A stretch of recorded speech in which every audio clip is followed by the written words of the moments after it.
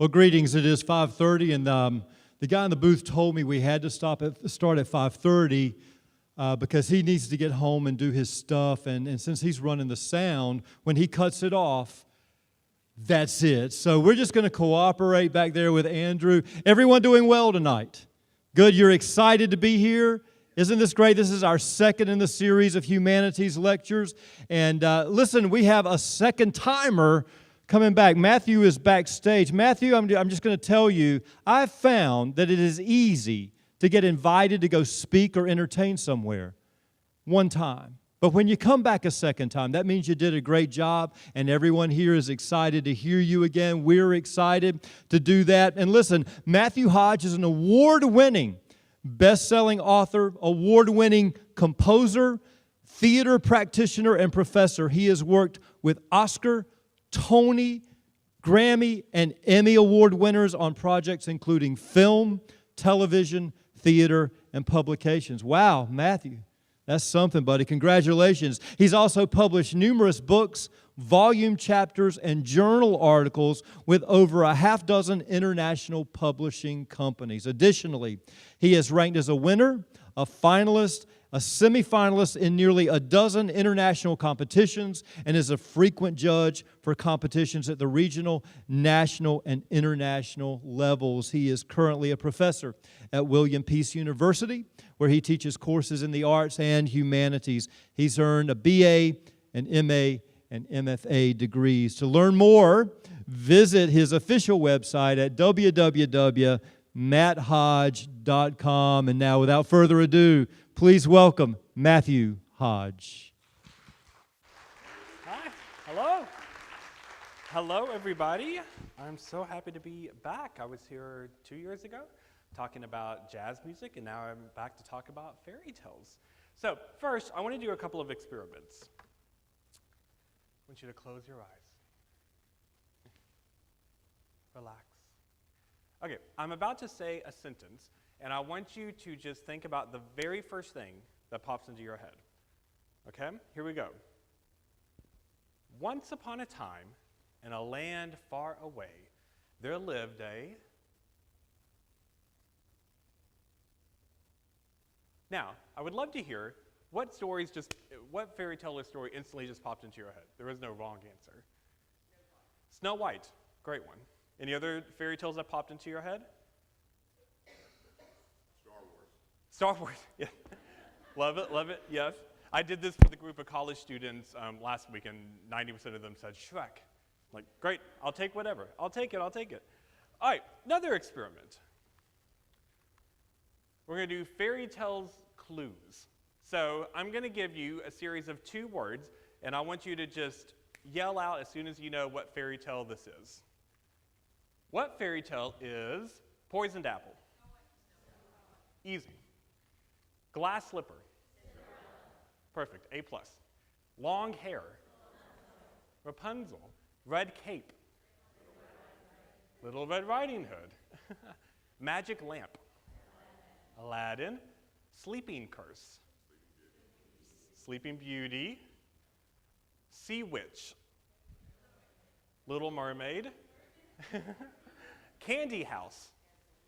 Hansel and Gretel. Sky giant. Jack and the Beanstalk. Beast love. Beauty and the Beast. All right, that's it. Thanks for coming. Okay. All right. What we just did just proved a very important point about culture and society that we're going to talk about. We're going to dive into fairy tales over the next hour. In the college courses that I teach, this is like an entire unit, multiple classes long. So I'm sort of going to give you a bunch of highlights. But the way we're going to talk about this is the first half, we're going to really look at fairy tales from our childlike wonderment.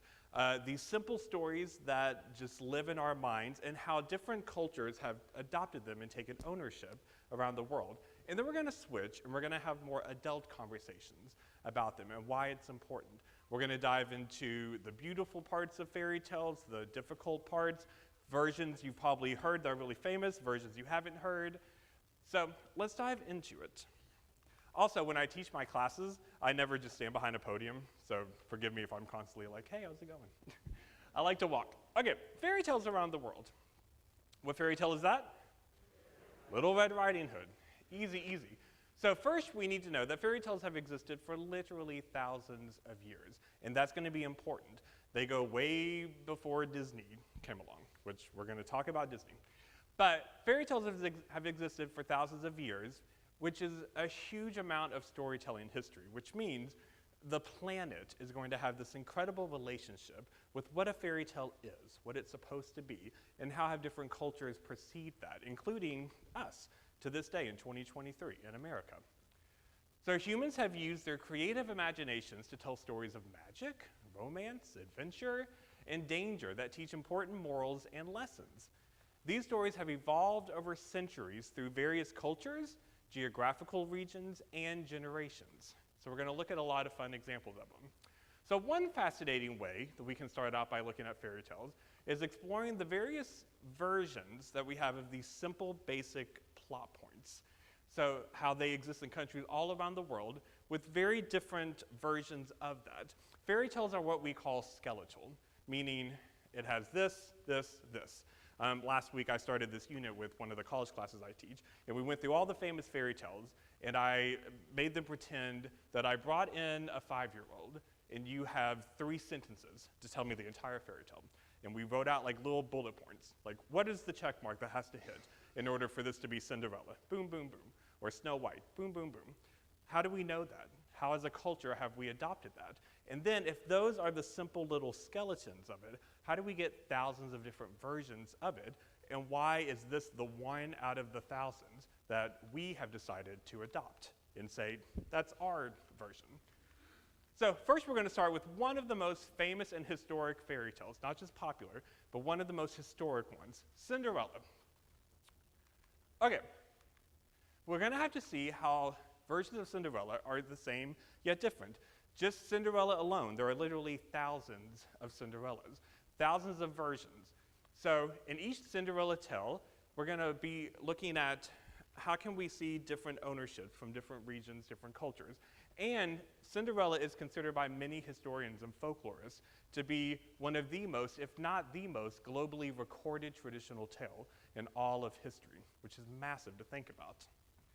So although the basic story is the same throughout the world, those little check marks that we're going to see, a Cinderella story has this, this, this, and that. Boom, Cinderella. If that's true, how are we going to have all these different versions of it? How are we going to see ownership of it? So here are just some examples of, here's a plot point that we know of Cinderella, and here are all the different ways we can see it being adapted. And these are just a few examples around the world. First of all, in Cinderella, we're going to have a magical helper. That's one of the check marks of Cinderella. So in our version, we often see that as a fairy godmother. So we have a magical fairy godmother that comes along and gives Cinderella the glass slippers, the beautiful ball gown, the pumpkin carriage, the magic goes away at midnight, all that fun stuff. In a ton of versions, the magical helper is not a fairy godmother. It's nothing like a fairy godmother. Different examples are a talking cow. Why not? An ancestral snake. An eagle. A flock of sparrows. A magic basket. A magic tree. An enchanted potted tree. A talking rooster. Mystical fish bones. A crocodile. A talking bull. And a talking crab. Now, when I was doing this with my college students last week, as we went through each slide, I had them retell me a tale of Cinderella, not using the ones we're used to. So I said, if you don't get a fairy godmother, which of these do you want? And as a class, I heard a lot of votes for the talking crab, the mystical fish bones, and the snake. Anyone that sticks out to you that you would love to adopt? Let's replace fairy godmother with this one. Talking cow. Beautiful, why not? Why not? I personally like the idea of a crocodile just sort of swimming up to Cinderella, like, hey, right? Be interesting. We also have the beautiful outfit because Cinderella, and the way we know it, she's trying to go to a ball, the prince's ball. So part of the magic is she gets this beautiful outfit. Well, the beautiful dress that magically appears for the girl to wear to the event is not always a ball gown. Other versions of the outfit around the world include a gold sarong, a feathered cloak, a red kimono, a colorful robe, a satin dress, and this was my student's favorite one, a rose-scented green silk gown. Right? Very different than the blue ball gown that we're used to seeing in our versions of Cinderella. The shoes. Cinderella is very much known for the shoe part. She leaves a shoe, and that's how she's found by the prince. Well, it's not always a glass slipper. Many times it's not. Other versions, we're going to have gold clogs, straw sandals, gold threaded slippers, diamond anklets, that was my student's favorite ones, moccasins, slippers with the words, "This shoe will only fit its owner," engraved on them. So in case you're not catching up to the story, makes it very clear to you. Or no shoes at all. I know it's a little cut off. So in this version, it says, the girl is identified by her hair magically turning gold when it's breathed on by a mystical snake in India. Now imagine that. Version has nothing to do with shoes. We have a snake that comes and breathes on her hair. Now imagine that in a Disney movie, right? Has nothing to do with shoes. Now I thought shoe was supposed to be one of the pillars of a Cinderella story. Not necessarily. The fantastical transportation. We're used to it being a pumpkin carriage. Pumpkin magically turned into the carriage. Well, we're going to have a bunch of different versions. We're going to have a horse with a golden saddle, a horse with a silver saddle, just to be different. We're going to have a horse with gold and silver hair, to be really different. We're going to have a palanquin, a chariot, and a big round breadfruit from a tree changed into a carriage. Some really interesting stuff. The man. Part of the Cinderella story is there is a man that she is trying to meet or trying to fall in love with, or he's chasing her. Some version of a man. Well, what is this man? It's not always going to be a charming prince. It's going to sometimes be a king, the headman's son, a czar, a chief, a nobleman, an invisible supernatural man. Very different than a Prince Charming. And if all of this is true, then even though we keep calling her Cinderella, it's not Cinderella for a ton of the world. It depends on which version you're saying. Other names for the heroine are going to be, we have Zozoya, Yeixin, Benizara, Hearthcat, Katie Woodencloak, Ration Cody, Maria, Pepelioga, Nomi, Ashimputul, Myadvag, Vasilisa. Nothing to do with Cinderella. So, and Cam, Vietnam. So we have to see that people throughout history, just looking at one fairy tale as an example, around the world have resonated with the same basic stories, that skeleton that we create. In Cinderella, it's going to be this basic overview story of a kind-hearted girl is going to be abused by her cruel stepfamily, who is ultimately saved by supernatural helpers and rewarded with love and protection. All of the different versions we just saw, those Legos can still build, boom, Cinderella. If it's just this open skeleton, if those are the plot points we have to hit, then each culture has the freedom to fill in that how it reflects their beliefs, their view of the world, which we're going to talk more about as an adult in a few minutes. So although the story specifics are very different, the moral is still very clear. If we're going to have the same basic skeleton, that means that skeleton is going to equal a type of moral or a theme that is associated with that particular skeletal story. So in Cinderella, it's goodness and kindness will eventually be rewarded by a higher power looking out for us. So that could mean God, the universe, ancestors, guardians, angels, karma, etc. And justice eventually punishes cruelty. And all these different versions of Cinderella, that's going to be the moral of our tale. So let's look at another example. We're going to dissect another famous fairy tale that has been adapted from cultures all over planet Earth. So what story contains these very basic bump, bump, bump?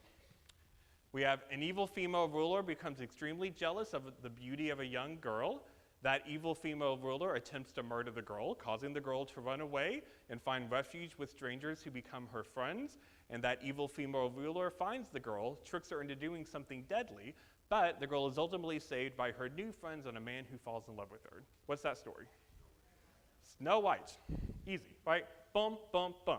I can get you to all think of the same story with just a few words. Very powerful.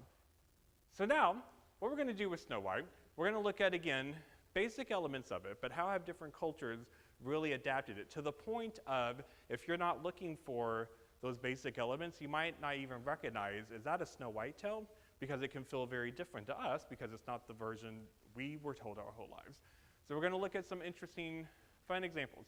So this time we're going to do a side-by-side telling of 6 different versions of this Snow White tale, and it's going to come from 4 different unique regions of the world: Western Europe, Eastern Europe, Africa, and the Middle East. So now I'm going to say choose your own adventure. So here's what's going to happen. We have 6 different tales. I'm going to show you what each one is called and the country it's from, or the region. I want you to pick one. And what's going to happen is, as I go through each slide, I want you to just find the one, and they're always in this order, so it's easy to find, and they're color-coded. Just find yours, and you're just going to read your story, your version.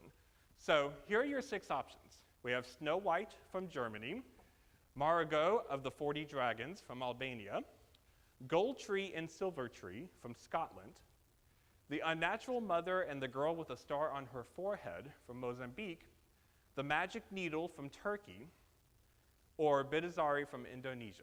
So I want you to pick one to just, in your head, that's where I'm going. Pick an area of the world that interests you. All right, so keep that in your head. Keep which country you're doing. Here we go. This will be on the final. Okay. Once there lived a beautiful young, find yours. Once there lived a beautiful young,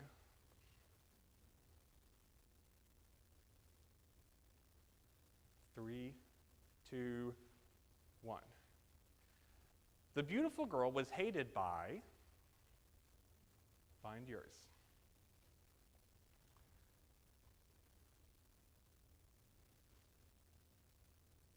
3, 2, 1. The evil woman received validation of her beauty by talking to,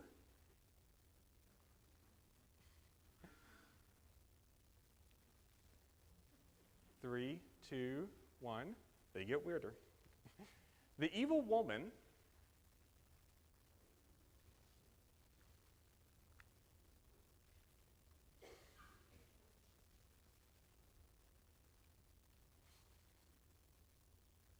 Three, 2, 1.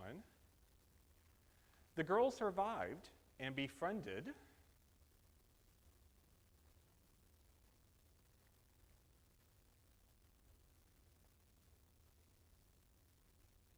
3, 2, 1.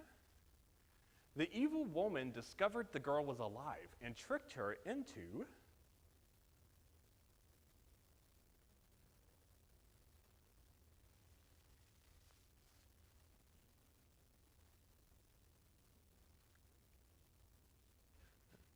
'Trying to keep up with your story? Like, what am I reading? 3, 2, 1. The girl's perceived death is grieved, and she is placed.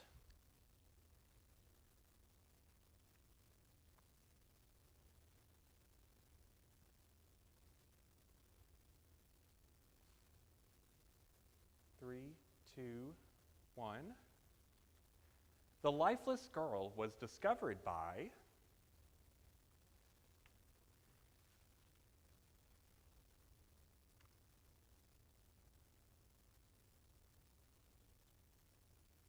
3, 2, 1. The girl was resurrected by.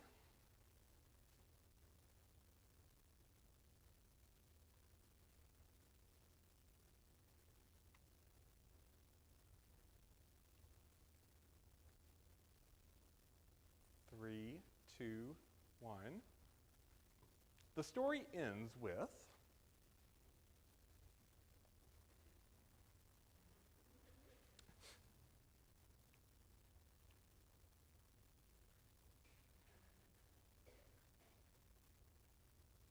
and they all lived happily ever after. Now, depending on which one you chose, one may have felt very like, oh, that's the Disney movie. Not 100%, but like 90%. If you chose not Germany, as it went on, it probably kept unraveling more and more into, what? What is this? I don't remember that scene in the Disney movie, right?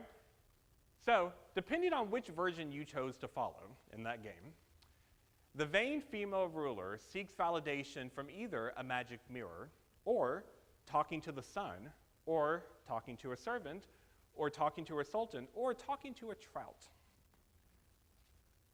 The young girl escapes and befriends 7 dwarfs in a cottage, or you may have seen 40 dragons in a castle, or a gang of robbers in a hut, or a magic fish, or 3 hunters in the wilderness. Spoiler alert, fish are going to come up a lot. I hope you like fish. The evil woman tricks the girl with either, depending on which one you saw, a poisoned apple, or poisoned shoes, or a poisoned needle, or a poisoned comb, or reverse, the girl tricks the evil woman with a magic fish. The girl is saved by a prince, or a king's mother, or the brother of a chief's son, or the new bride of a sultan's son, or her own glowing forehead, or a magic fish. The evil woman is punished by either being imprisoned or abandoned, or tricked into drinking her own poison, or forced to dance in hot iron shoes until her feet burn off and she dies. And happily ever after can look very different. The girl can live happily ever after with either a prince, or a young king, or a chief's son, or a sultan's son, or in a polygamous relationship with the prince and his other wife. Very happily ever after, right? Depends on which one we're looking at. Even more fun examples. Let's look at 3 more stories.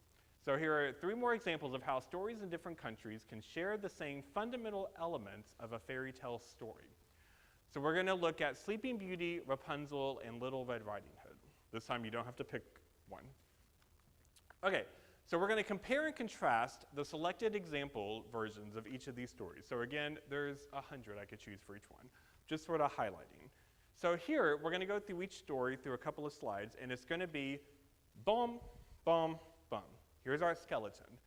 And let's see how people fill in that skeleton in different cultures. So the Sleeping Beauty type stories. So we use the word type a lot in folklore. One of the things, I didn't have time to put this on the presentation today because you'd be here for 3 hours, but another part of this is, well, how do we find these stories? How are we organizing them and cataloging them? What does an index of this look like? If you want to know about that, you can ask me at the end. But this word type is the really important part, because that's basically referring to that skeleton. So, Sleeping Beauty type. In France, we're going to have a central character. So in this version, a beautiful princess who doesn't have a name. The sleeping curse. So in this version, an evil old fairy curses the princess at her infant christening by declaring the princess will prick her hand on a spindle when she is older and die. Afterwards, a good fairy alters the curse that the princess won't die, but instead will fall under a deep sleep for 100 years until a prince wakens her. And then if we have a sleeping curse, we have to have, how does she get woken up? So here, the princess grows up and fulfills the curse by touching a spindle and falling asleep. 100 years later, a prince hears of the legend of the cursed sleeping princess and goes to visit her. His visit awakes her, and they marry. So this is very similar if you've seen Disney's Sleeping Beauty, which is often the version our pop culture knows. Very similar to this. So now let's look at in Iceland. Spoiler alert, this one is my favorite. I like this one. All right, we have a central character, right? So we have a beautiful and brave princess, Brynhild. We have the sleeping curse. Here, Brynhild fights in a battle as a warrior, and she strikes down her enemy who is being supported on the other side by Odin, who's the god of war in Norse mythology. So the god, Odin, strikes her with a sleep thorn that curses her to sleep because she's too good of a battle warrior. So how does she get woken up? Sigurd the dragon slayer visits the castle and discovers her sleeping in her armor. He doesn't realize it's a her at first. She's wearing armor. He takes her helmet off, and instantly he seizes her, and she awakes. She vows to marry him because she thinks he's brave, because he's a dragon slayer. So now we have a very different Sleeping Beauty. We have a warrior being cursed to sleep because she is being punished by the opposite side because she's too good at being a warrior. She is awakened not by true love's first kiss, but by her warrior armor, helmet being taken off, and she decides to marry him, not he decides to marry her, because she also wants to be with someone who is brave, like her. Very different Sleeping Beauty. In India, we're going to really go somewhere different. We're going to have the central character again. This time, we have Sarayabaya, a beautiful girl, was taken by two giant eagles and raised by them in a giant nest. Two eagles come along, take her, raise her, and they're a huge nest. So we have to have a sleeping curse. Well, how does this curse happen? She is pricked in the hand by the poisonous fingernail of a Rakshas, which is a demon goblin in Hindu mythology, during his attempt to kidnap her from her nest to eat her. So very different than Maleficent, or Bad Fairy. It's a demon goblin trying to eat her from this bird's nest. So if there's a sleeping curse, she has to get woken up. A Raja, an Indian ruler, travels through the area on a hunting expedition and discovers the beautiful sleeping girl in her nest. He sees something sharp sticking out of her hand, pulls it out, which instantly awakens her, and they marry. Again, very different than the Disney Sleeping Beauty we're used to. And of course, they all lived happily ever after. All right, Rapunzel type stories. We've got boom, boom, boom. How are we going to fill in those skeletons? We're going to have a German version. We got to have a central character. So we have a beautiful girl named Rapunzel. We have a high location. That's part of Rapunzel's story, right? She's in a high something. So here, Rapunzel is kidnapped by an evil sorceress and locked away in a tall, inaccessible tower. The sorceress raises Rapunzel in the tower by using the girl's long hair to climb up and down to her. So if there's a high location, there has to be a part of the story that deals with climbing up. So a prince passes by and hears Rapunzel singing in the tower. She lets down her hair so he can climb up and meet her. They instantly fall in love. The sorceress discovers this and separates them. But the prince and Rapunzel find each other, go to his kingdom, and they marry. So this is very similar to the one that we here in pop culture, Disney made Tangled over a decade ago, dealing with this same story. So very similar to the Rapunzel we're used to hearing. In Italy, we have a version. We have a central character. We have a beautiful girl. Again, this time she has a name, just like Rapunzel, but this time it's Petronilla. We have a high location. Again, the Rapunzel has to be high. So she's kidnapped by an evil ogress. So this time, not a sorceress, an evil ogress, and locked away in a tall, inaccessible tower. The ogress raises her in the tower by using the girl's long hair to climb up and down to her. So still pretty similar to what we've seen so far. So climbing up. The son of a prince passes by and sees the long hair hanging from the tower. He climbs it and meets her. They fall in love. They escape the tower while being chased by the ogress. So this time there's going to be this action chase. But she is going to get killed by a wolf during the chase. That allows them to succeed in the running to freedom, and they get married. In the Philippines, we're going to have a central character, shocker, a beautiful woman, beautiful princess named Clotilde. We got to have the high location. So here, she is locked away in a tall, inaccessible tower, this time by an evil magician who is madly in love with her. Very different than an ogress or an evil sorceress wanting to be a mother to her. This time, we have an evil magician, a man who's madly in love with her. So if I can't have you, no one can have you. He dies, and so her father, the king, begs for any prince to try to climb the tower to reach her, because only the magician had the power to get up to her. Hundreds of princes try, but they fail. So now, with our climbing up story, our hero is going to not be a prince, but the opposite. The princes keep failing. We're going to have a peasant named Juan who uses his smarts to create a ladder made of ropes and nails to scale the tall tower and reaches the princess. Ultimately, they marry and they become king and queen. Now, what is that story missing that Rapunzel is supposed to have? long hair, just like we saw Cinderella. Well, I thought the whole shoe thing was like the bedrock of Cinderella. I thought the whole long hair that's what Rapunzel is. It's not. Depends on where you're at in the world. In Persia, ancient Persia, now the Afghanistan region, we have a central character. We're going to have a beautiful ruler's daughter again. We're going to have that high location again. So we have Ridaba eagerly awaits the arrival of Prince Zal. They're meeting for the first time after hearing about each other. She waits for him on a high balcony in her favorite palace. So now it's not she got kidnapped and trapped in a tall tower. It's just, oh, I love my balcony. Great. Like, no conflict.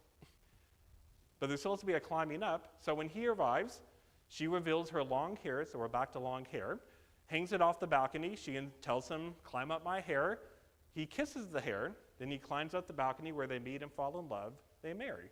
We have the hair, not really tons of conflict, and there's not the whole she got trapped in a tower somewhere. It's just, it's high because she likes her balcony. And of course, they all live happily ever after. Now, Little Red Riding Hood. This is an interesting one, and we're going to come back to Little Red Riding Hood at the end for something important. So first, we're going to have a German version. We got to have a central character. So we have a young girl takes food to her ill grandmother who lives in the woods. An identifiable garment, because the story is called Little Red Riding Hood. So she's got a red velvet cap. The predator, so we have a wolf who pretends to be the girl's grandmother. And then what happens in the story? So here, the wolf eats both the girl and her grandmother, but they are saved when a huntsman cuts open the wolf's stomach with scissors and rescues them both. Then they fill the wolf's stomach up with heavy stones. The wolf falls from his own massive weight and dies. So this is very similar to the version we have heard about before, right? Little Red Riding Hood skipping through the woods. The wolf pretends to be the grandmother. We get into the, oh, what big eyes you have. Oh, what big ears you have. He finally devours her, but a huntsman comes along and saves them. Let's see a French version. We have a central character. We have a young girl again, takes food to her grandmother who lives in the woods. So far, very similar. The identifiable garment, oh, nothing. Well, how do we have a Little Red Riding Hood if she's not wearing a Little Red Riding Hood? Right? No garment, nothing specific to talk about. Predator, the wolf, who pretends to be the girl's grandmother. Very similar. The ending, the wolf murders the grandmother, chops her body into pieces to put in a food cupboard, and pours her blood in a wine bottle. Now we're taking a turn. The wolf, disguised as the grandmother, tricks the little girl into eating and drinking her dead grandmother's body and blood. Come on, Disney, where is this, right? Once she realizes she's in danger, the girl pretends that she has to use the bathroom. The wolf ties a rope around her foot and lets her go outside. The girl ties the rope around a tree and flees to safety. So it starts off relatively similar and then takes a big, sharp U-turn to a whole different place, right? But this one, more violent, more gross, but also a stronger girl who escapes using her mind and defeats the wolf without having to get eaten by the wolf. Italy. Let's look at a version from Italy. We have a central character. The young girl takes food to her grandmother who lives on the other side of the woods. Very similar so far. Along the way, the girl befriends the river and a gate. So now we're going to take a turn. She becomes friends with the water, kind of like Moana. She becomes friends with the river and she becomes friends with a gate. The identifiable garment, nothing specific. We have another Little Red Riding Hood that has nothing to do with the Little Red Riding Hood. We have the predator. We don't have a wolf now. We have an ogress, a female ogre who pretends to be the girl's grandmother. We have the ending. The girl escapes by pretending that she has to use the bathroom. We have that bathroom come up again. The ogress then chases her through the woods, but because she befriended the river and the gate, they help her. So now the river and gate help the girl escape. The river overpowers the ogress and sweeps her away. So now we have her making magical friends along the way that help her escape. In the UK, we're going to have a young girl, again, takes food to her grandmother who lives in another village on the other side of the woods. So far, what we expect. The garment, not only is it not red, but now it's a whole different thing. we have a bewitched gold cloak with a hood gifted to the girl by her grandmother, who was rumored to be a good witch. So now Little Red Riding Hood is wearing gold, and there's a whole backstory to the cape that involves her grandmother that people talk about. She's a witch. The predator is a wolf who pretends to be the girl's grandmother while the grandmother is away. So this time, he doesn't find the grandmother, kill the grandmother, it's the grandmother's gone. So the girl's magical golden cloak protects her when the wolf tries to eat her. So it's magic because the grandmother was a good witch. Then the grandmother comes back and returns. She captures the wolf in a large sack. She throws him into a deep well and drowns him. So now Granny's our hero. We have Taiwan. We've got two sisters now, not one little girl. Two sisters who are left home alone while their mother runs errands. Starts off very differently. Identifiable garment, nothing specific. There is no Little Red Riding Hood. We have a tiger now instead of a wolf. The tiger eats the mother and then goes to the house pretending to be the girl's mother. So now this isn't happening at Granny's house, it's happening at the girl's own house. But that doesn't work. The girls don't fall for it. So then he comes back pretending to be the grandmother, and for some reason that does work. Then the ending, the tiger eats the younger sister, so one of them dies. The older sister escapes by pretending she has to go to the bathroom. There's the bathroom part again. When the tiger finds the girl hiding at the top of a tree, the girl kills the tiger by tricking it into swallowing scalding hot boiling oil. So this is a very different Little Red Riding Hood. In China, we've got, again, two sisters left home alone while their mother and their brother. So now we have a whole family. We have mom, brother, two sisters. They leave to visit their grandmother. So this time, the girls aren't the ones going to Granny, it's the mother and the brother. The identifiable garment, nothing specific again. We have so many Little Red Riding Hood stories that have nothing to do with her red hood. We have a predator, this time it's a panther. The panther eats the mother and the brother and then goes to the house pretending to be the girl's mother. So again, it's the wolf coming to them in their own home. I mean, the panther, sorry. So the ending, the sisters trick the panther into a series of traps. So listen to all this, including being thrown out of a swinging bucket, sitting on a chair with sharp needles sticking out of it, getting stung by a hidden scorpion, getting blinded by a busting egg, getting his hand bitten off by a turtle, and finally getting crushed to death by wooden clubs. That is a whole gauntlet of stuff. And they all lived happily ever after. Kind of. Depends on the version we saw. So when famous fairy tales are going to get really famous to us. When famous versions of a popular fairy tale become so well known and iconic in culture, they are often seen as replacing the previous version of the story, including the original. And this is where we start to have a little problems with it that we're going to talk about. So let's look at a famous example of this. What fairy tale is that? The Little Mermaid. Or if I was like, no, it's Aladdin. No. Little Mermaid.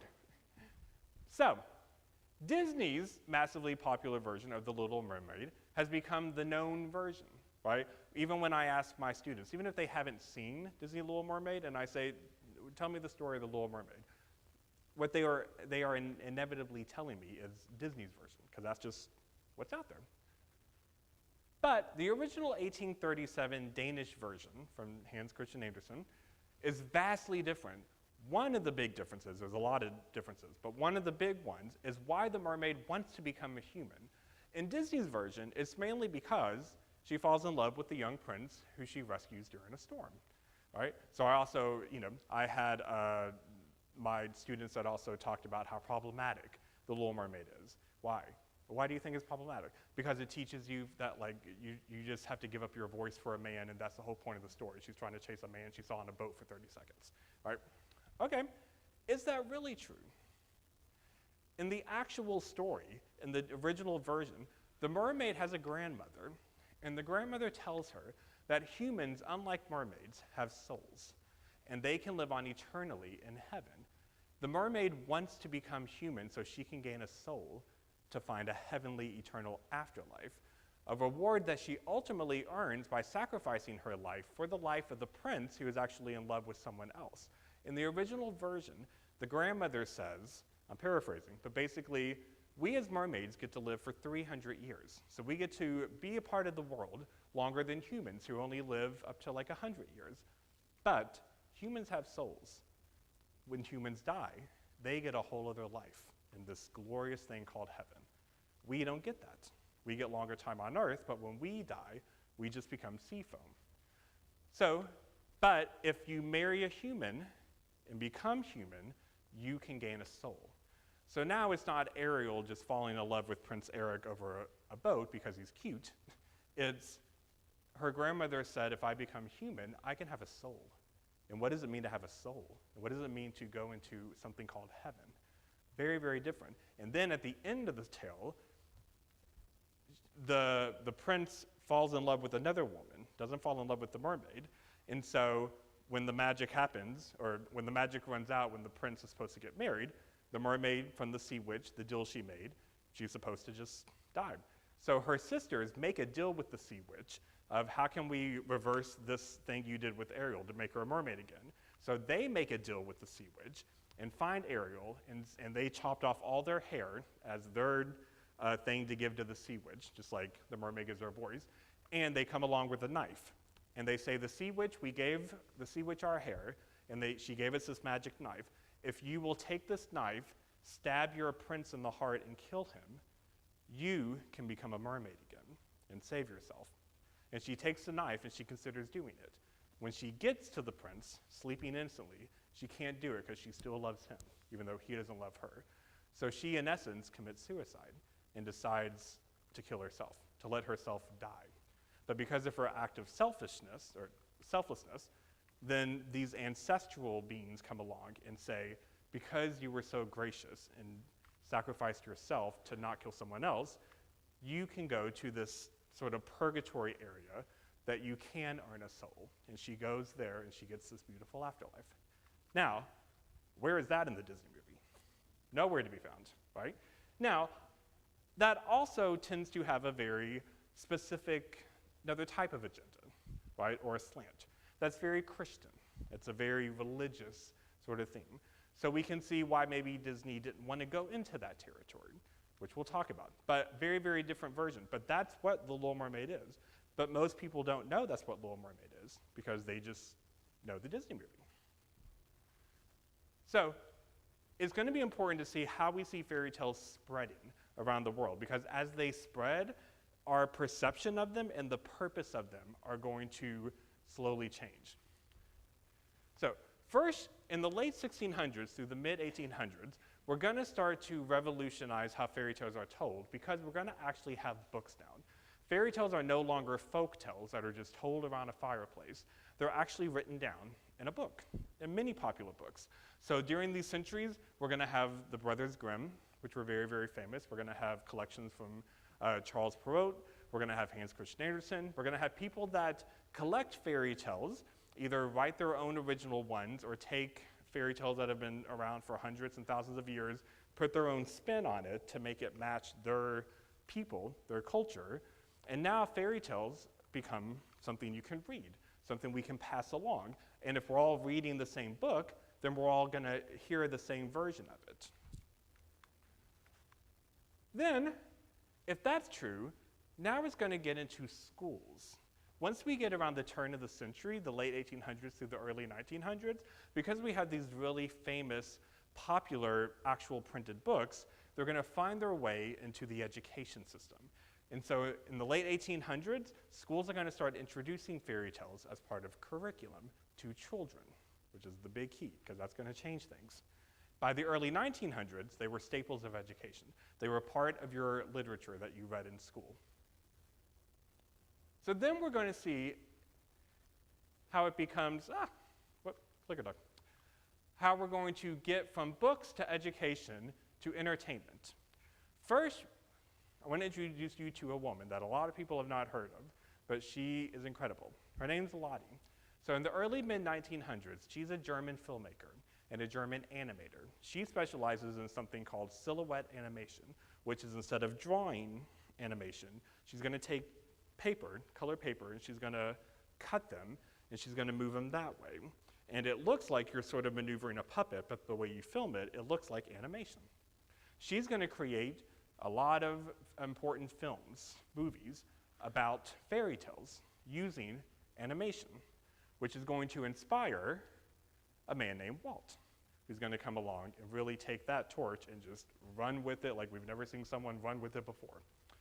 So just in here, we have old stories around campfires just passed down from your families to books. We actually can cement it into something.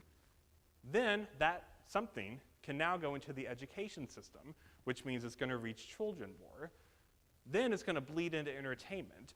It's going to start overseas, make its way to America, and by the time it gets to us, fairy tales have exploded and become something that is both beautiful and something they were never intended to be, which we're going to look at. So we need to talk about two important movies. One you have probably heard of, one you probably maybe haven't heard of. Snow White and the Seven Dwarfs versus The Adventures of Prince Ahmed. So why are we talking about these? Both of these were full-length animated color films. Each were a bit over 80 minutes long. Prince Ahmed was 81 minutes, Snow White was 83 minutes. So both full-length animated color films. Both used more than 250,000 animated images during their production. Both used over 100,000 frames. Both took 3 years to complete. And both used a multi-plane camera that was new. First, Lottie invented it, then Disney updated it and patented his own version of it. So why am I bringing this up? Why is this one important? Because Lottie did it a decade before Walt and a decade younger.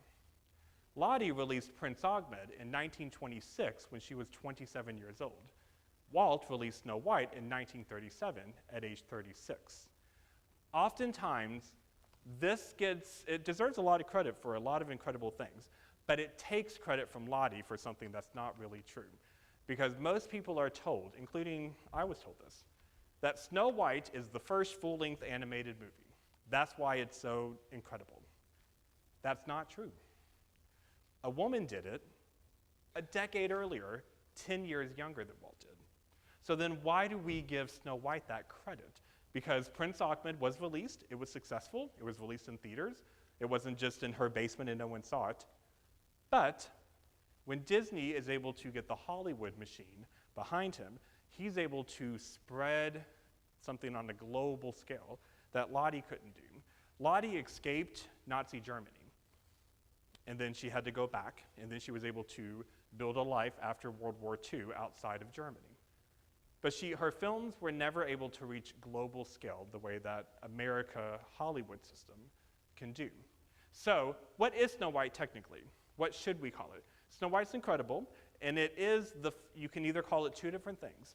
You can call it the first, let me show you it right. It's the first full-length traditional animated film, which means it was hand-drawn. Traditional animation means hand-drawn versus Lottie did cut paper animation. But they sort of both have an animated look to them. Or Snow White is the first full-length animated film in America. Both of those things are true. But next time you have like a Disney trivia and people call Snow White the first full-length animated film ever, you know now that is not true.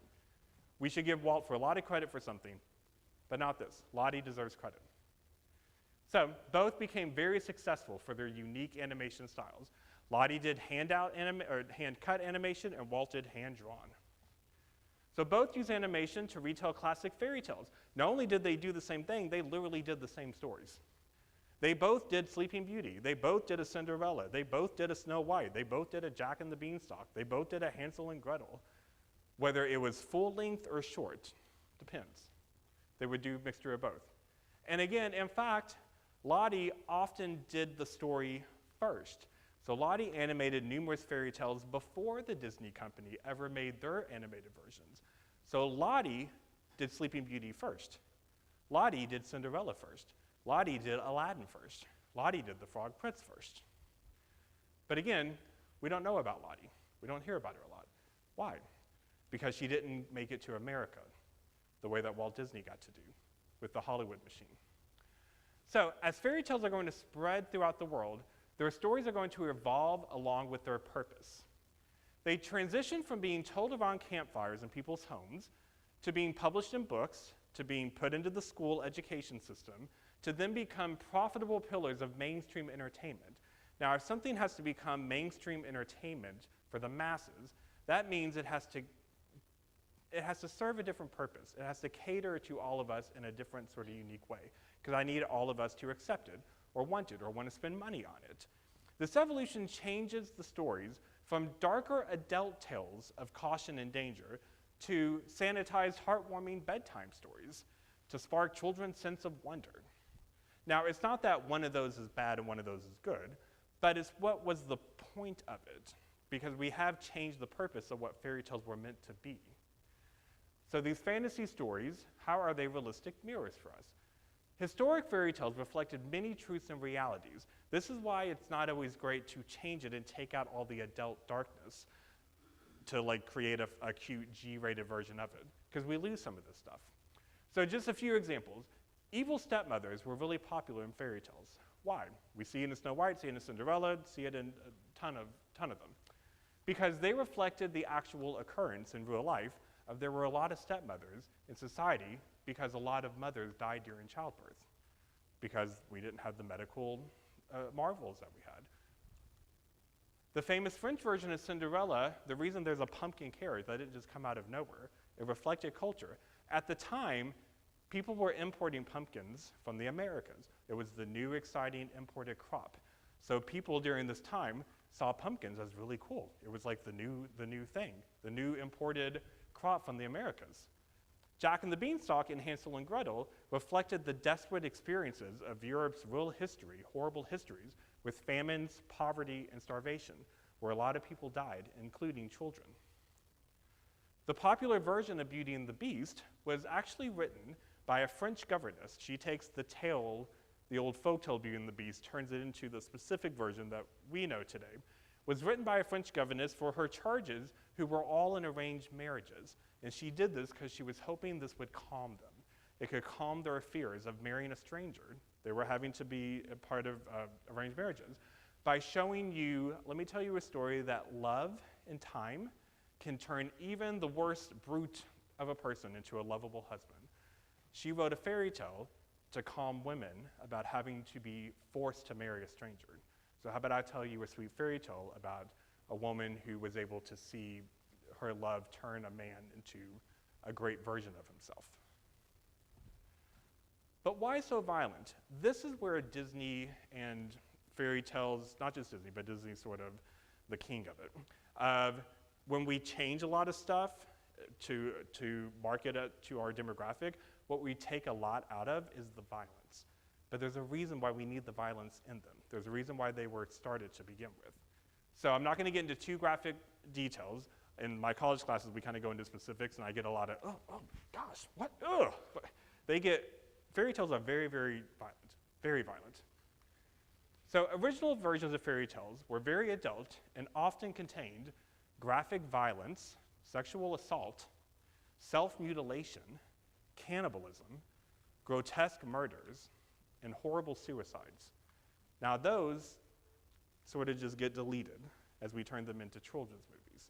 But it's actually important to keep them in there. Why was this needed? Did they just like violence? Were they just gross people? No. There are many reasons for the darker themes. Two big ones are a big misconception. From the get-go, fairy tales were not meant to be for children. We turned them into that. Fairy tales were not at all originally meant to be stories for children.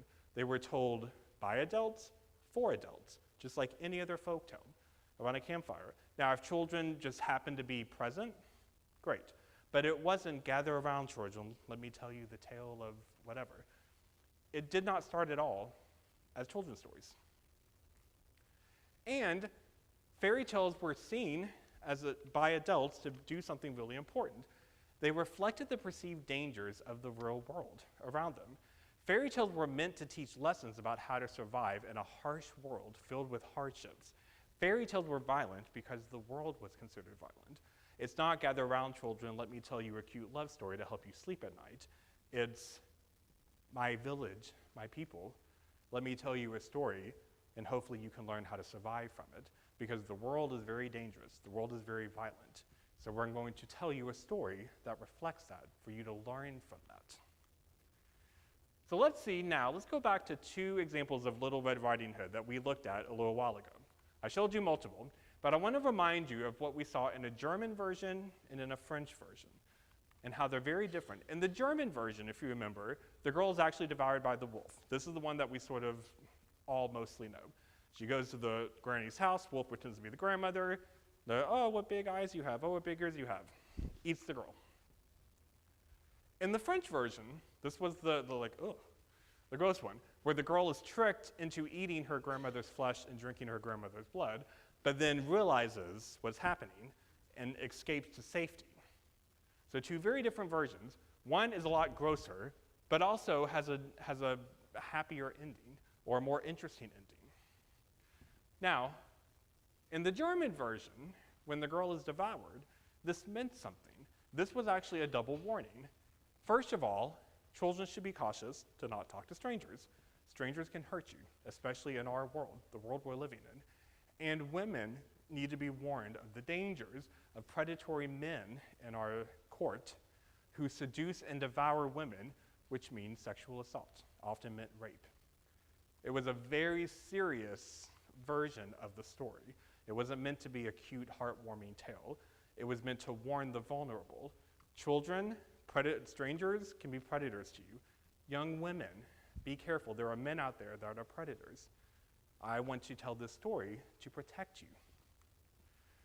In the French version, the girl consuming her grandmother's flesh and blood can actually represent Christian communion. The Little Mermaid was not the only fairy tale that we see a lot of Christianity pop up.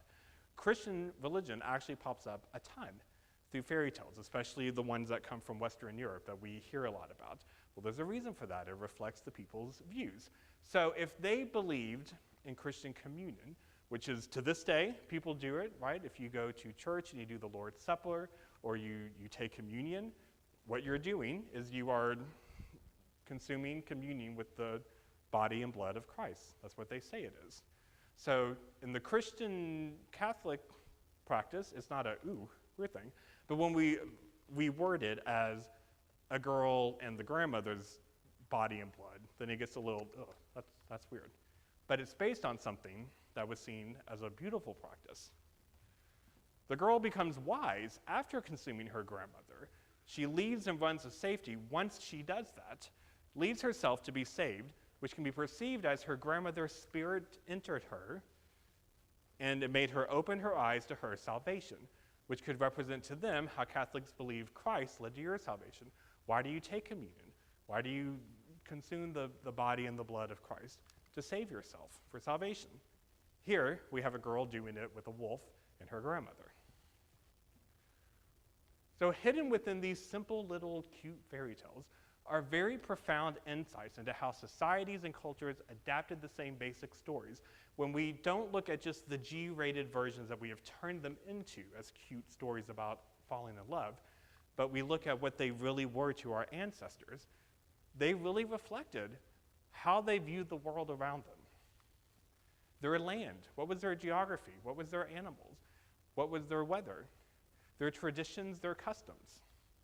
Their advice of survival to the vulnerable. It was often women and children.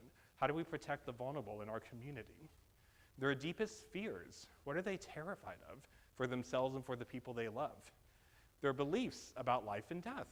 What happens to you when you die? Their morals and values. Their spiritual and religious beliefs. Really important stuff. So these simple stories give us some of the deepest connections that we actually have in pop culture to the world. Each simple little fairy tale represents a vast history of human storytelling. Whatever version of a story that you think you know, so at the beginning when I said, close your eyes, what story do you think of? Not only did you think of a fairy tale, but there's a version of that you consider that version. Whatever you thought of is a direct culmination of cultures from places you may have never visited before and from ancestors you may have never really thought about. Humans have used these fictional magical worlds as windows into understanding the past, facing the realities of the present, and finding hope for the future. And we're still doing that today. So you may have noticed, for an example, Disney is now doing this trend of redoing their famous movies, but doing new versions of them. So we have a live action version of Little Mermaid, Beauty and the Beast, Aladdin, Lion King. They're doing it, and oftentimes when they do it, they change the story a little bit, which people either love because you're adapting it to contemporary audiences, or people hate, like, no, Disney, don't mess with the story I love. Whatever it is, we're still doing that. We are still very much have a land of fairy tales, changing it to match the people hearing it, right? How we change a story, how Disney changes a movie they made 40 years ago, does a new version of it. Well, they're doing that because maybe who Americans were in 1953 is not who we are in 2023. We're still doing the same pattern. We're just doing it with movies in a theater versus around a campfire. Now, let's end this thing by talking about Disney, because a lot of people want to know, if all this is true, if folklorists really take this seriously, then what do we think about Disney? Is Disney the devil or the angel? The positive or negative? And the honest answer is, probably not going to shock you, both. So I, Matt, big Disney lover. Love Disney, love going to the parks, love riding the rides, love the Disney songs. As just a person that consumes entertainment, love Disney. But I have to be able to be honest about, from the lens that I have to look at of the history of human storytelling and the power of it, how do I look at Disney? Because like it or not, Disney has become the definition of this for us. And how they define it is very, very different than how our ancestors started them. So, positive. Why should we praise Disney in the folklore community? Well, Disney helped them survive. Most people know today there is a fairy tale called Snow White and Sleeping Beauty and Cinderella and something about a glass shoe and a fairy, like even my college students who hadn't seen all the Disney movies could still tell me the story. Now, it was that particular version, but they could tell it to me. That's incredible. Disney has been one of the biggest, the biggest platform for story preservation of fairy tales. A lot of us wouldn't know these fairy tales existed if it wasn't for Disney. So that's fantastic, because once you lead something into entertainment world, you can cement it into pop culture, and with something like Disney, who's a huge corporation, with such a huge global impact, it gives fairy tales the largest and brightest platform that they ever really had in history. So that's wonderful. That's terrific. Disney is single-handedly hugely responsible for a lot of these fairy tales being preserved in culture. The reasons you could play that game at the beginning of, let me tell you 2 words and shout out the fairy tale. A lot of that is because of Disney, which is incredible. Now, why is that also bad? Because as we saw, there are a lot of different versions of fairy tales, and each one is very important. And the problem is, once Disney turned fairy tales into commercialized entertainment, they changed the demographic. They became for children. What is a G-rated version of them, if that's true? So we're going to dilute the story. We're going to take out parts of the story that are uncomfortable, and we're going to replace it with the more heartwarming, cute stuff. We're going to make it more funny. It's going to be about the love story. We're going to turn it into something that now is problematic in a couple of ways. First off, when my students say, oh, I hate fairy tales. Why? Oh, they're really problematic. They have a horrible message. Well, what does that mean? Tell me what that means. Oh, it's always about a woman needs a man to save her. Not really. Yes, Disney's versions have sort of put that in our heads, but I can show you a ton of versions where Cinderella does not need a prince, Rapunzel does not need someone to control her hair, Snow White can save herself. Women are hugely powerful in a lot of versions of these stories, and a lot of the way fairy tales were passed down historically were from women to women. So this notion of fairy tales have a horrible message for women. We've gotten that because of what Disney turned them into. But Disney didn't do that to be horrible. It was reflective of the culture at the time that Disney started creating Disney movies. Just like fairy tales in the 1800s around campfires reflected their culture, which is why they were very violent and very cautious about the world. I need to warn you about things of the world, versus Disney wants to give us a sense of wonder and imagination. And Disney is really loathed by by a lot of people in folklorist community because they're now seen as the version of it. So Beauty and the Beast is Disney's Beauty and the Beast.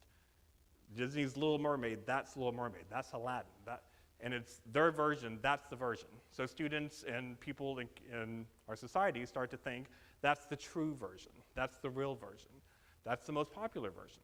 That can be problematic when we're taking away parts of it that our ancestors thought were powerful, and we're sweeping away all of these cultures because we're saying this is the true version. That can be problematic when we're trying to look at why fairy tales matter to human civilization. So Disney is a big part of this conversation in 2023, and I have to recognize, even though I love Disney movies, that there's a lot of positiveness that Disney is responsible for to help us preserve these stories, and there's a lot of negativeness, because a lot of the stuff that I showed you today, probably you hadn't heard of much before. Well, that's because this is what we have turned fairy tales into, but that's not what our ancestors wanted fairy tales to be. They could be imaginative, they could be wondrous, but they still mattered in a very deep way. So when you hear these words, once upon a time, the next time you hear it in a movie or somewhere, I want you to close your eyes and think about how serious that actually is. The next time you hear those famous words, start playing out a classic fairy tale in your mind, whichever one pops up, and when you do that, you are thinking about your enjoyment and acknowledgement of that story, which is directly connecting you to cultures and communities across the globe. It's a beautiful way to connect to ancestors, to people in another country, to people hundreds of years ago, and not just, it seems silly, but it's actually one of the most meaningful, beautiful ways to connect, because we all use stories to connect to each other and to pass along our histories. Our ancestors also did it with fairy tales. So I always like to tell students at the end, we do not just have a world of fairy tales to tell, we have fairy tales to tell us about our world. And with that, that is the end. Thank you. So. Wow, thank you, Matt. Wasn't that fantastic, ladies and gentlemen? Absolutely. The information, entertaining. I'm sure, if you don't mind, that some people will have questions. I know you won't mind. Happy to answer questions.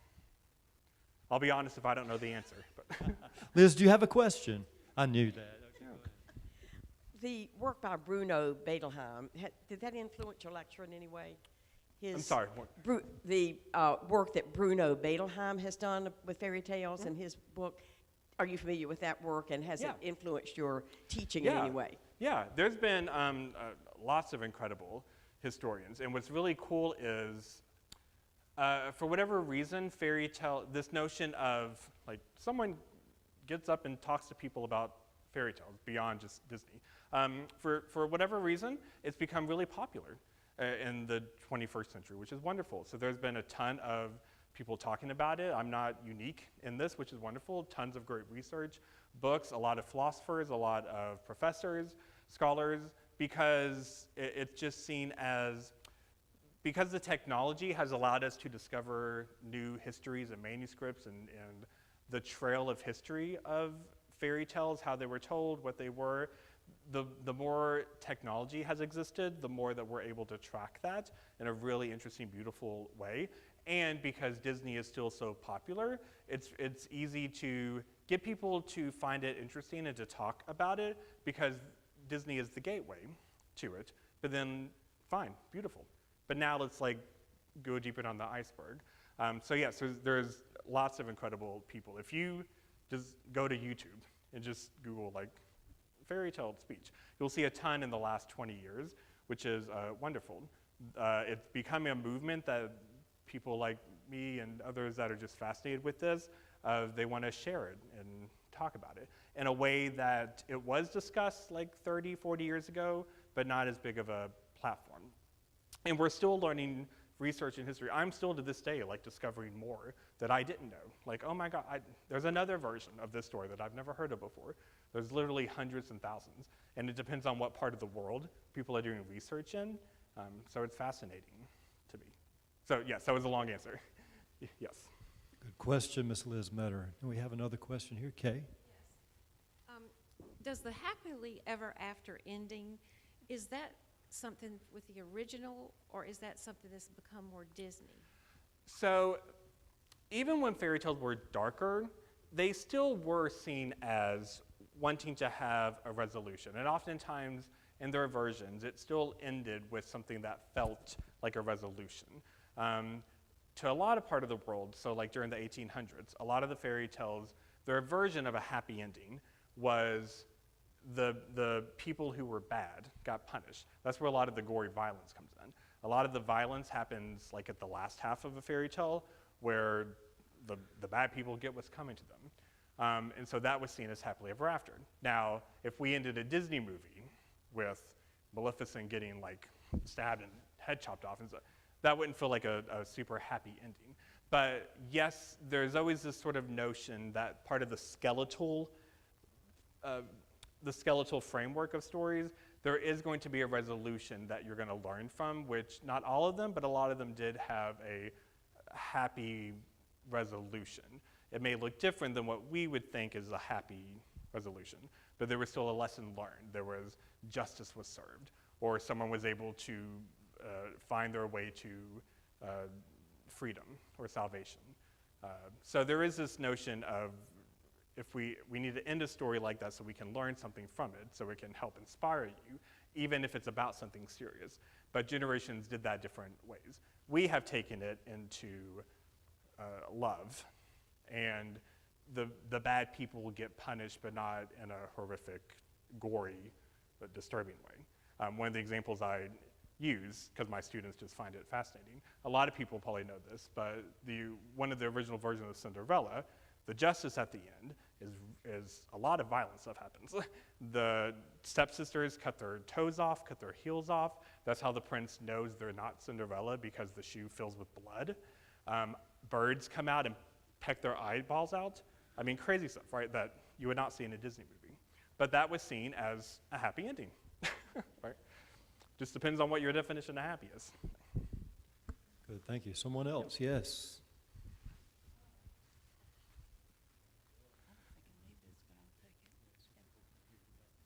You say that you have worked with people who have won Emmys and Oscars, and what kind of work does that entail for you? So I'm sort of a jack of all trades. I'm actually at Peace where I teach, we're getting ready to launch a program that I built, which is interdisciplinary art, because I'm someone that considers myself an interdisciplinary artist. So I work in storytelling, I work in music, I'm a composer, musician. I also work as a writer, I work in theater. I kind of do a lot of stuff because I'm just a workaholic. And I got bored easily as a kid, so I wanted to learn everything. So all of those different credits that he nicely discussed, some of it was music related, some of it was story related, some of it was teaching, some of it was production, kind of a bunch of different things. So that's why when I give presentations, it kind of runs the gauntlet. When I was here 2 years ago, it was all about music. I was talking about the history of jazz music and how they combined with the rise of the Disney empire. Here I'm talking about storytelling. So because to me the arts are arts, and that's what I love telling my students, that all of you are storytellers. We're all storytellers. Whether we do it through a fairy tale, we do it through picking up a guitar, singing, you put on a play, you read a book. How we tell stories is a piece of art. How we tell stories is beautiful, and it connects us, and I like building a life around that. I don't like just having one path box. So I like to live my life that I just work in the arts, because that's such a huge, amazing world. And then I never get bored, because every day is something different. Right? Tomorrow I'm doing a 2-hour presentation on the history of theater with a focus on ancient Chinese manuscripts. And the day after that I'm doing a musical lesson. I just get bored easily. So I love viewing all forms of arts. And I love inspiring people that whatever version you like, if you love storytelling or playing an instrument or painting or dancing or theater or film, all of it is storytelling. And that's what humans can do. That's gorgeous. That's how we have history. We have history. The thing that I love most that folklorists believe in is this notion of, yes, we can study culture through famous people and through the really exceptional people. So if we're going to study the history of theater, let's go to Shakespeare. If we're going to do music, let's go to Beethoven and Mozart. But in the folklore tradition, let's look at folks. Why is that any more important than the music you sung around a campfire with your ancestors, or a fairy tale you told that was simple? You don't have to be an incredible storyteller or a Pulitzer Prize winning author to tell a fairy tale. You don't have to be a Grammy Award winning musician to sing a song around a campfire, but that's just as culturally important as the Mozart sonata. And I like that we can have room for both. That's why I like pointing these things out, because fairy tales are often seen as cute and silly, but they're not. They are just as serious and culturally important as learning about our history as any other thing. As a beautiful piece of art or a famous piece of theater or literature, it just happens to be fairy tales. If you don't mind, we'll take one more question. Yep. Yeah, Doc. Do you consider comic books and superheroes as modern fairy tales? I do, yes. And the reason for that is a lot of people have started to look at the way that we have taken fairy tales and readapted them and done different things with them. There used to be these really strong categories of, this is what a folktale is, this is what a fairy tale is, this is what a legend is, this is what a myth is, this is all these different category boxes. The way we have turned fairy tales into, those boxes are starting to bleed. And comic books are a great example of that. Or comic books are viewed as modern day mythology for our society, even though that definition of myth is a little different than how we used to define myth. And I would also argue, depending on what the story is, it can easily fit the version of a fairy tale. If it's real people dealing with a thing in reality, but there's a supernatural or magical component, which is usually what a fairy tale is, then it can be that. So that's why fairy tales were used to reflect society beautiful, because really when you think about it, 80% of the fairy tale skeleton of any story is true. It's very real. There's just one thing they throw in there to make it magical or mystical or supernatural. And so same thing with comic books. There's a lot of stuff in comics that if you take away the superpower that the hero gains or the villain gains, everything else about it is actually, it feels realistic. It's like a real person going through a real issue in the real world. But when we plaster superpowers in them, then it becomes something different. So I would argue, yes, comic books are modern day myths, comic books are modern day versions of fairy tales, depending on what the story is, which is beautiful. I love comic books. I do a whole unit on comic books. It's the same thing. People view comics as really silly and cute, and comics have a very serious history, a very deep history, and they reflect us just as much as anything in the Smithsonian museums, if you're looking for the right things. Folks, before we turn it over to, well, Emily has just left. I was going to let her kind of close the show, but maybe she'll come back. I don't know. But listen, don't we want to give Matt one more round of applause and thank him Thank you. for Thanks a for wonderful coming. lecture. Emily has reappeared. Do you want to come here where I am? Come over here. And tell us what's on tap next. I think it's next week. Dr. Heidecker, aren't you next week? I'm next week. Yep. Oh, you are? Oh, great. So engine core, is that right? Am I off a year? Do you want to talk about what you're talking about? Oh, sure. Next week, same bad time, same bad channel. I'll be giving a lecture about the Battle of Agincourt, Henry V beating the French in 1415. And what I'm going to focus on is Shakespeare's Henry V and the Band of Brothers speech that Henry V gives to his troops before the battle, and show how that speech is continuing to resound through our culture and society today, and give a lot of examples of that, and kind of show how actual history and Shakespeare and how there's a lot that overlaps, and to me it makes everything more fascinating. It makes history more interesting, it makes fiction more interesting, so I hope you all come. I think you'll have a good time. All right, thanks for coming out, y'all. Thank you. Great.